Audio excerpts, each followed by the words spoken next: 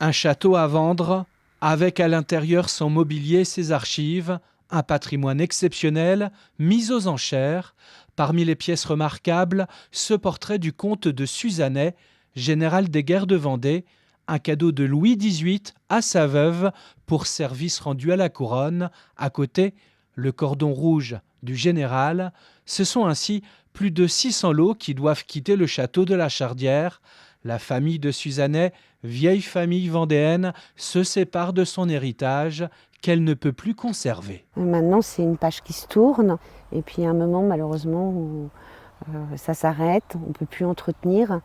Et mon but, c'est que quelqu'un ait les moyens d'entretenir et redonne toute sa splendeur à cette propriété. Si moi, je me retrouve une maison confortable mais standard, les choses ne rentreront pas. Donc voilà, il faut faire le choix de se séparer de beaucoup de choses, et en espérant faire plein d'heureux.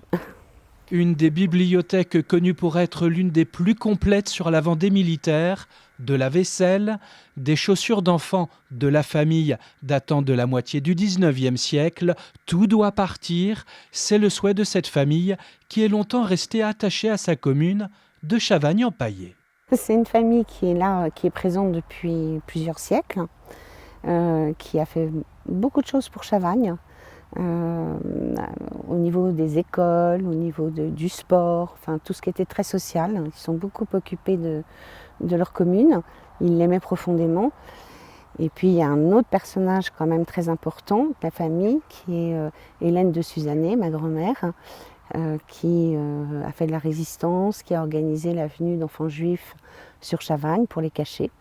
J'ai un de mes grands-pères qui était ambassadeur, qui a épousé une américaine, une riche américaine, et qui a transporté beaucoup de meubles qu'elle avait aux États-Unis, qui sont ici. Il y a un très joli, très beau piano, il y a beaucoup de livres en anglais, beaucoup de mobilier américain.